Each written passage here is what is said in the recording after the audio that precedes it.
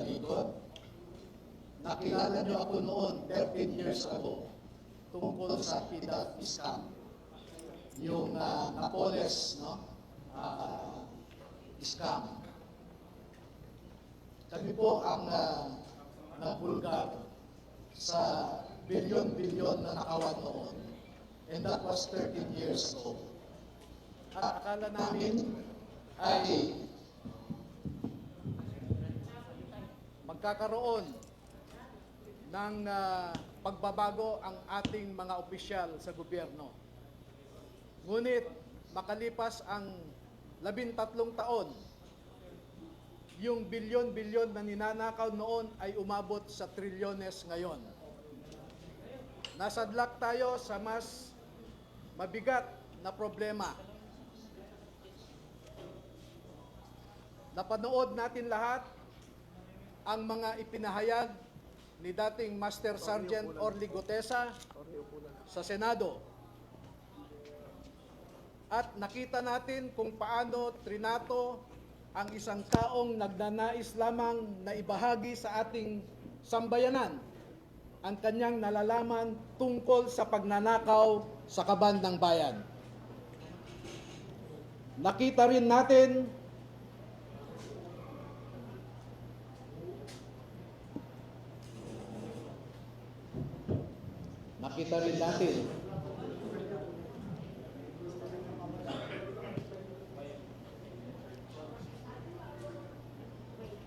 nasaksihan din nating lahat ang mga proseso na naganap sa ICI na inatasan na mag-imbestiga tungkol sa corruption sa infrastructure.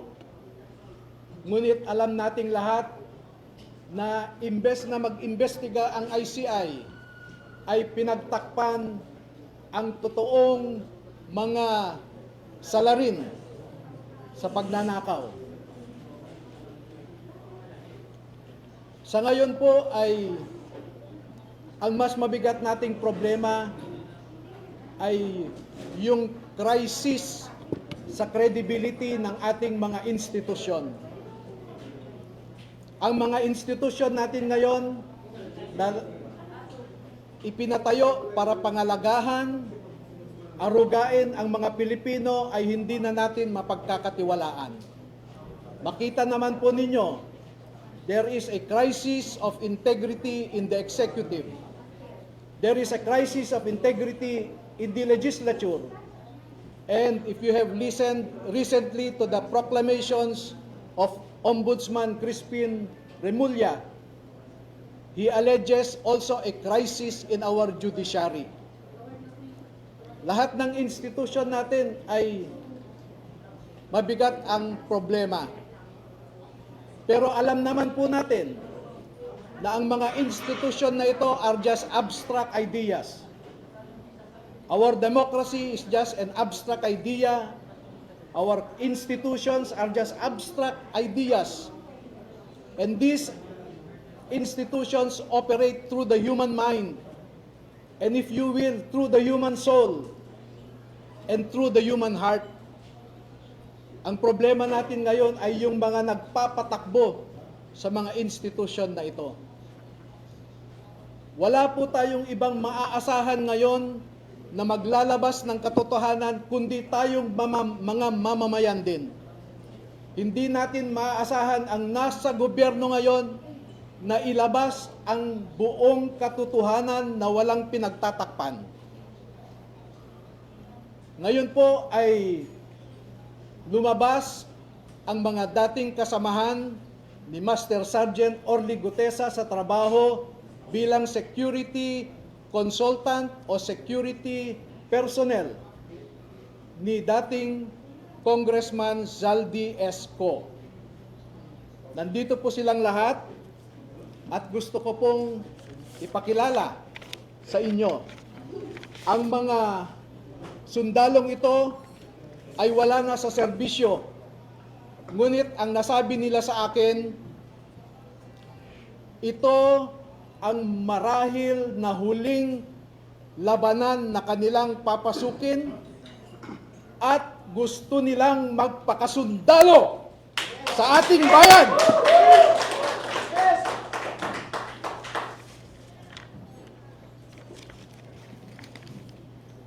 Tinatawag ko po ang isang magiting na Pilipino, si Bernard Tube. Opo. Si Ross, tumatanda na po. Si Rosbert Waupan. Si Benny Bulontate. Si Johnny Budwan. Si Rodante Orbilio. Rainy Boy Julian. Christopher Esquivel. George Villalon Jr.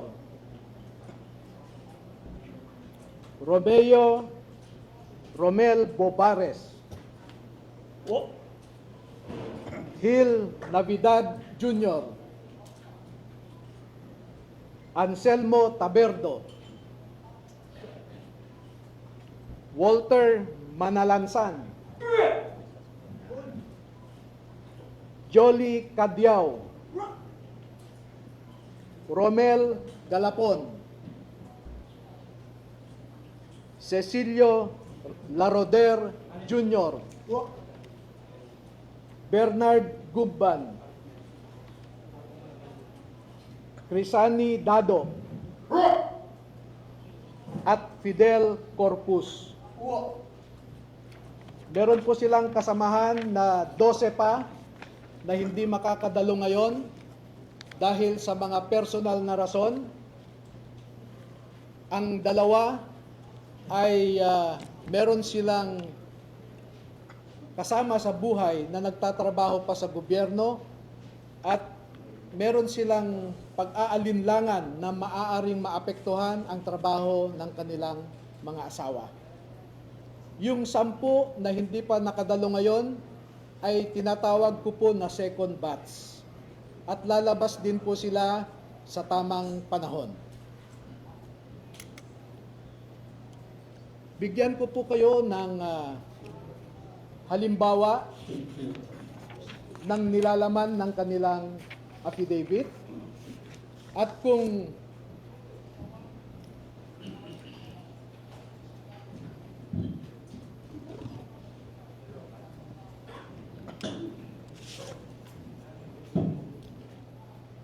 ang proseso po kung paano ninakaw ang pera sa kabad ng bayan ay pwede nating ilarawan sa prosesong ito.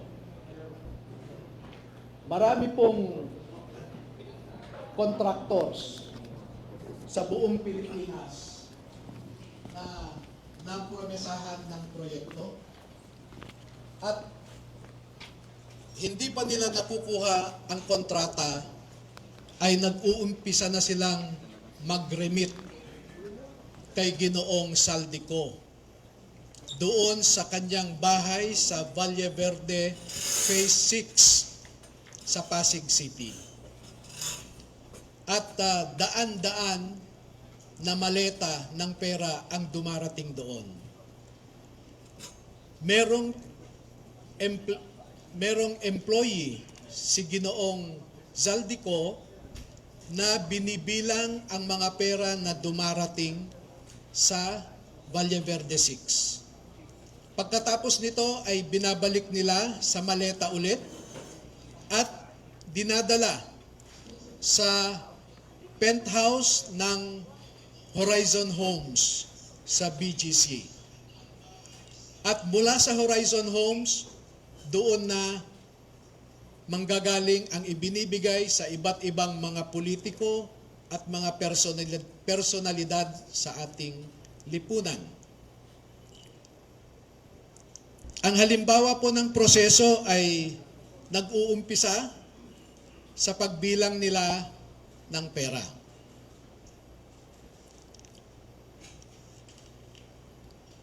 Ang susunod po,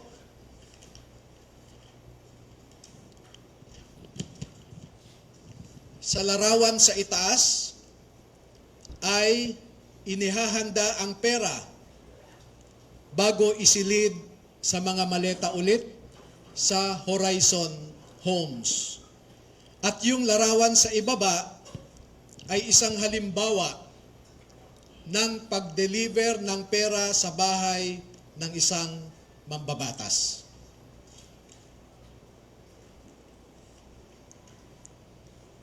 Makikita po ninyo na may nangyari kay Master Sergeant Gutesa. Sa aking tanggap na impormasyon ay napilitan siyang mag-execute ng isang affidavit na kung saan ay sinasabi niya na hindi siya kasali o wala siyang nalalaman sa mga pagde-deliver ng mga mali-malitang pera. Pero makikita po ninyo dito na siya mismo ay kasama sa pagde-deliver ng pera. Kaya naaawa po ako ngayon sa sitwasyon ni Master Sergeant Gutesa dahil ginawa siyang sinungaling.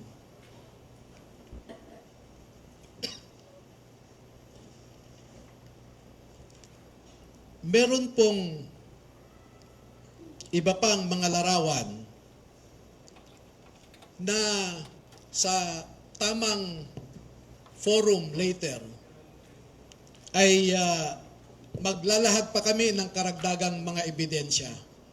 Pero ang pagde-deliver nila ng pera ay gumagamit ng eroplano,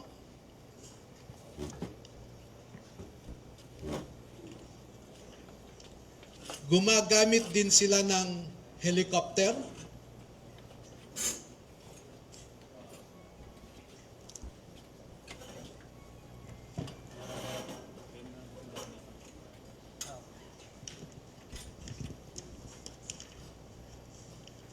at ganito po ang mga dinideliver sa mga bahay ng ilang mga mambabatas.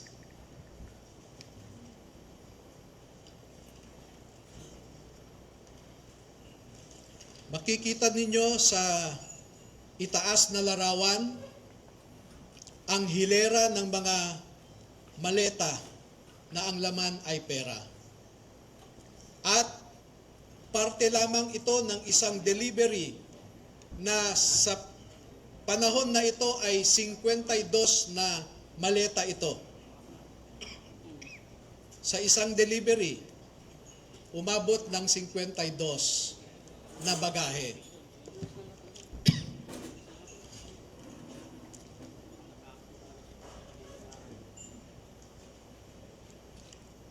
Makikita rin po ninyo na ang ating mga ebidensya ay minsan kinukuhanan ang buong bahay ng mambabatas, buong bahay ng mga ilang nasa media,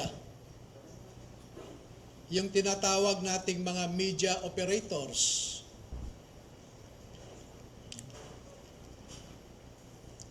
At ganyan po sila mag-deliver.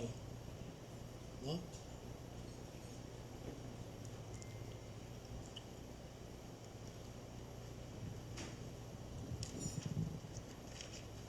Makikita po ninyo sa ibabang larawan ang mga maleta rin ng pera. At marami pa pong iba na katulad nitong mga larawan. At dito sa taas na larawan ay ipinapakita lamang na yung isang malaking maleta ay hindi kayang o halos hirap na buhatin ng 3 katao.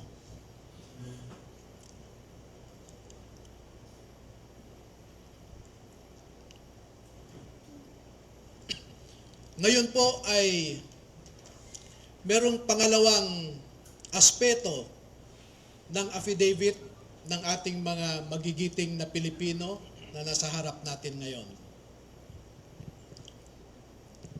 Meron silang mahalagang napansin, na obserbahan, at alam sa kanilang personal na pananaw dahil nasali sila sa isang importanteng operasyon.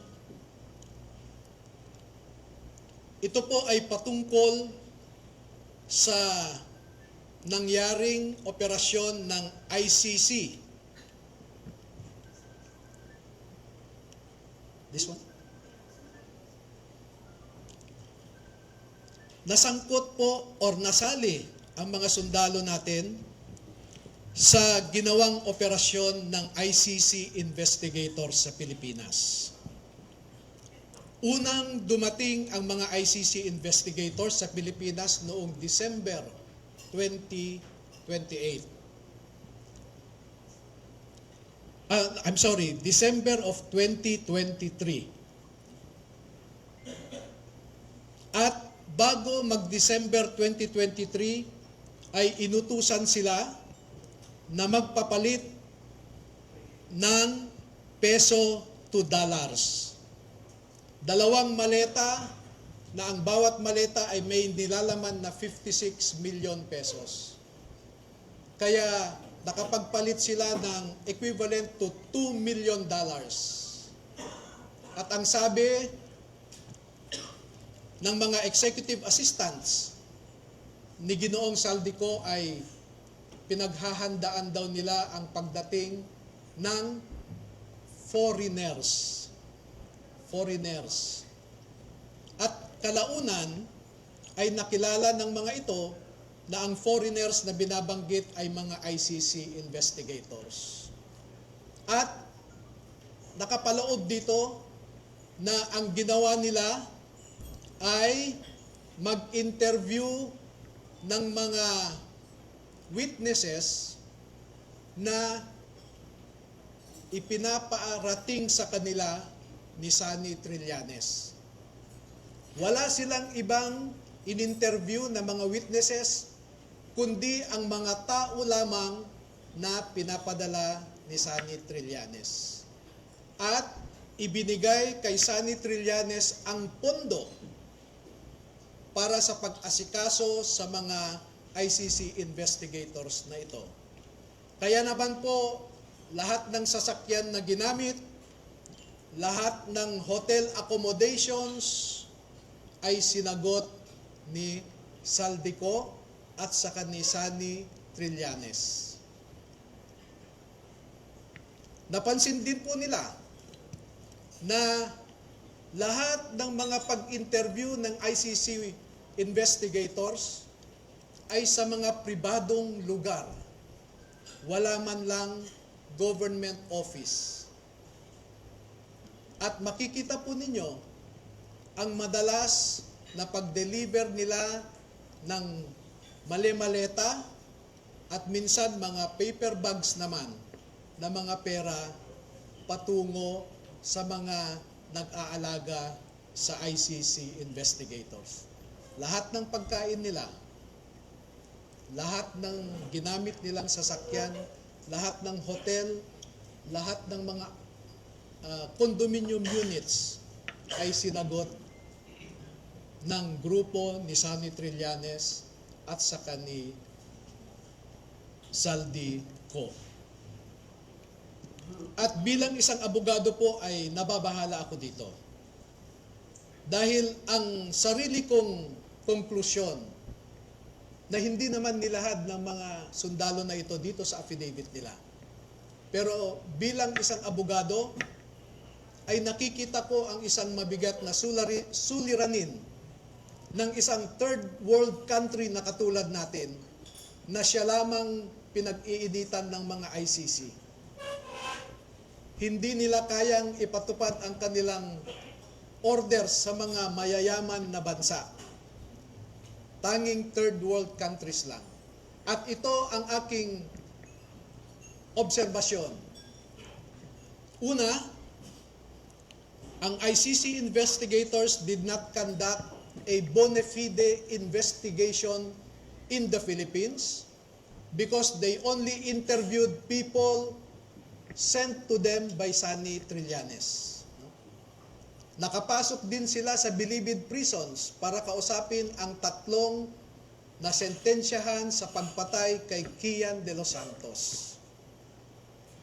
Meron din silang kinausap na mga di umano ay EJK victims' families sa bahay Kalinga ni Father Flavie Villanueva.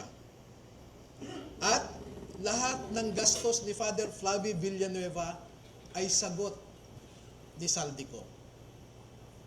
Number 2, dahil December 2023 lang unang pumunta ang ICC investigators sa Pilipinas, ay hindi nakakaduda that the ICC investigators manufactured the existence of ICC jurisdiction in the Philippines because the residual jurisdiction of ICC ended in March of 2019, or 1 year after the Philippines deposited its articles of withdrawal in the United Nations.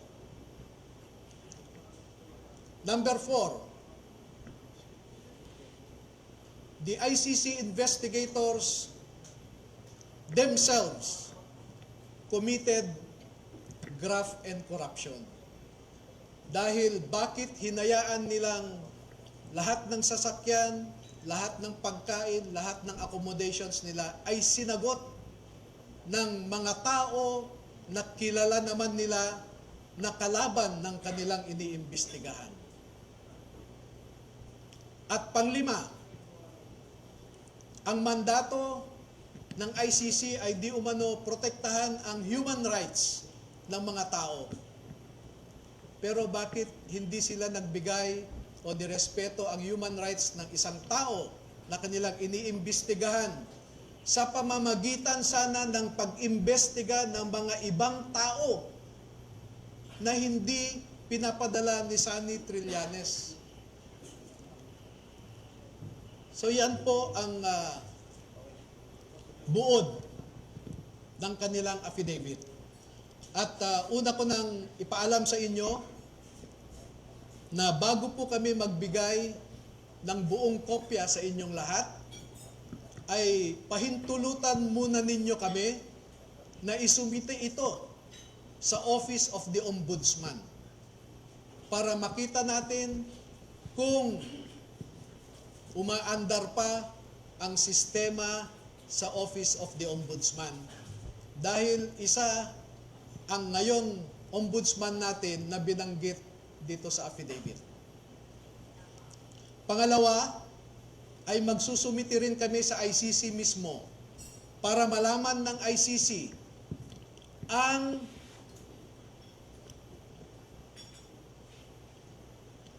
so that ICC will know how the ICC investigators conducted themselves in the Philippines. At panghuli ay magbibigay kami ng kopya sa lahat ng embahada ng mga bansa na kasapi sa ICC para malaman nila kung paano gumalaw ang ICC. Alam naman natin na bawat bansang miyembro dyan ay nagko-contribute sa ICC. Pero katulad ng kino-contribute nila, ang mga litrato na naipakita ko sa inyo ay makikita ninyo kung saan pumupunta ang ating mga buwis. Now you know where our taxes go. Now you know at least where our taxes went. Maraming salamat po at magpapaunlak po kami ng katanungan at kung maaari ay 10 lamang. Kasi alam nyo po, sa ngayon ay meron nang nakaabang sa labas na handang manakit o manakot sa ating mga sundalo. At sa nakalipas na 2 araw lamang ay umigting ang paghahanap ng isang grupo sa kanila na pinangungunahan di umano ng isang tinatawag nilang MC.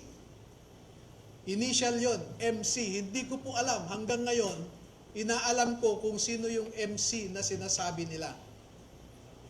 Pero meron siyang inutusan na nasa gobyerno pa at mataas ang rangko sa ating kapulisan para ipatupad ang kanilang gustong mangyari na hindi matuloy ang paglabas ng ating mga kasundaluhan sa katotohanan. At panghuli po, meron akong isang pakiusap sa ating armed forces at saka sa Philippine Marine Corps. Ang mga nasa likod po ninyo ay nagserbisyo sa ating bayan at nandito sila hindi dahil sa politika. Hindi po sila nagsasabi ng anumang mga bagay na magdadagdag pa sa init ng kasalukuyang politika na pinagdadaanan ng ating bansa. Bagkus ay gusto nilang makaambag na iangat ang imahe ng ating mga institusyon katulad ng Philippine Marine Corps na lumalaban sa kalaban ng Estado.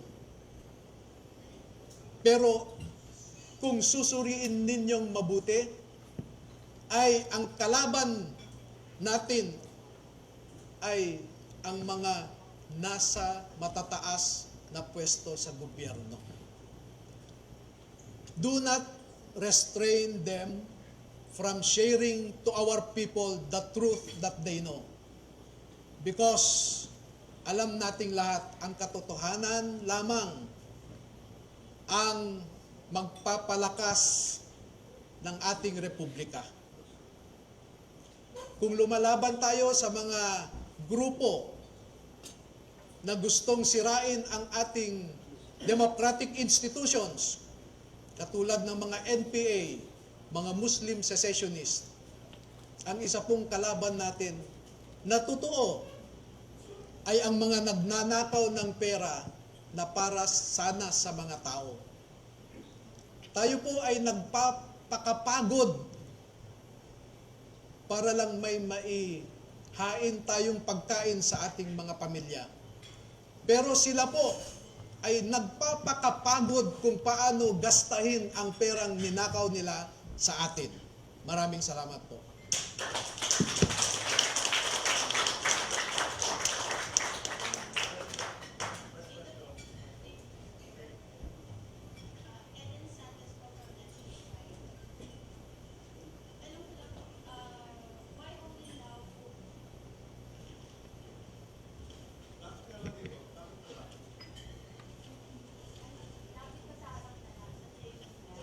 Kasi hindi nakaano yun siya.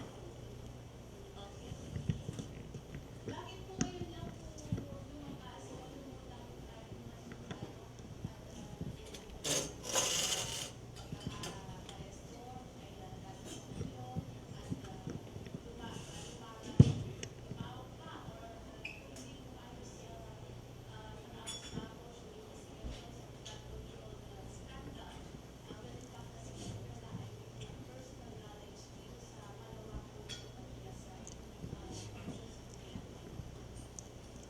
Alam niyo po ay matinding pananakot at paglilinlang ang dinaanan ng mga empleyado ni Zaldy Co mula nung umalis siya sa Pilipinas.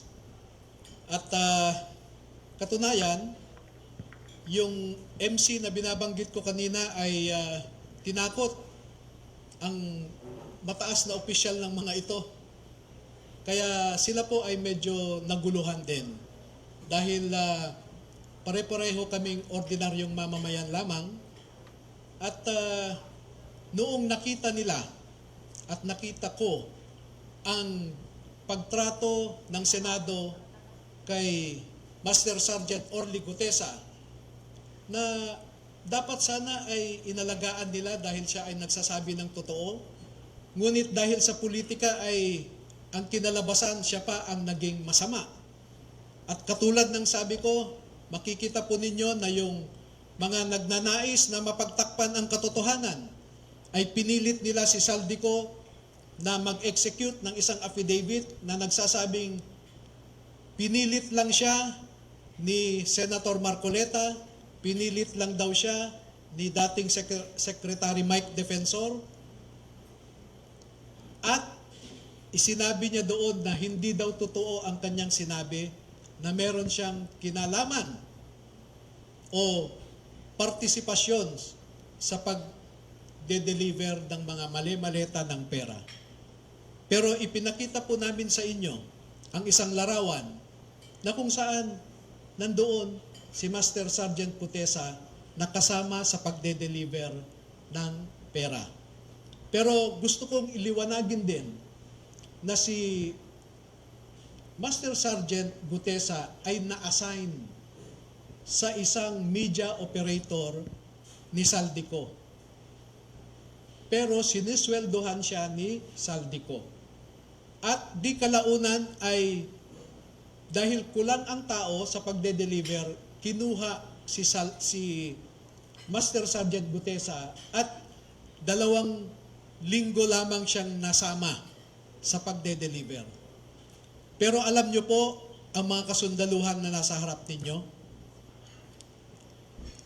mula September 2022 hanggang sa kagitnaan ng 2025 ay 3 hanggang 4 na beses kada linggo na nagde-deliver ng pera sa Forbes Park at sa Aguado sa tapat ng Malacanang.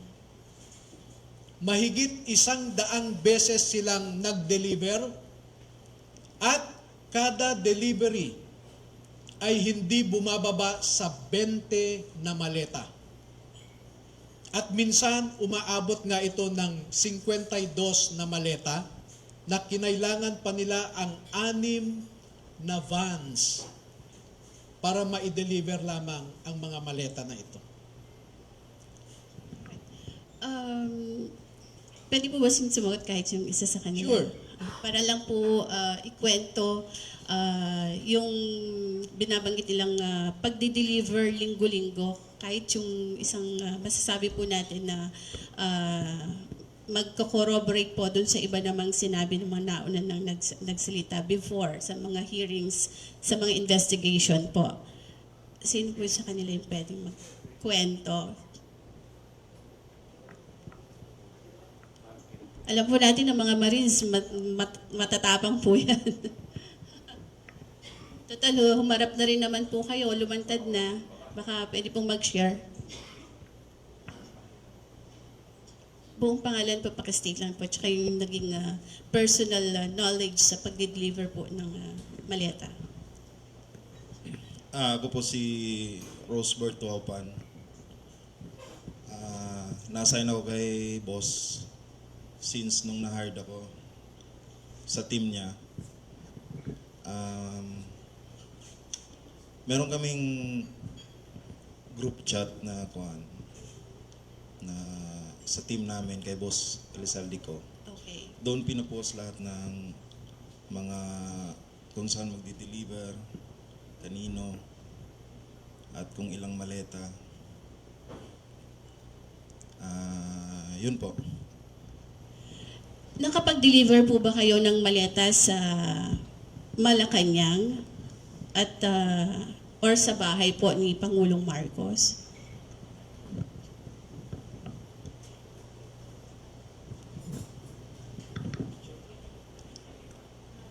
Opo. Ako po si Bernard Tube. Nakapag-deliver po kami. Saan? 41 Forbes po. So ito po yung bahay di umano ni Pangulong Ferdinand Marcos Jr. Yes po. Meron din po kami sa Ilocos. Kasama po si Kong Saldi. Ilang maleta po yung nag-deliver sa Forbes at saka sa Ilocos? Yung sa Ilocos po is 5 maleta po. Para Then, kanino po yun? Kay Kong? Kanino po yun? Pagkakaalam ko,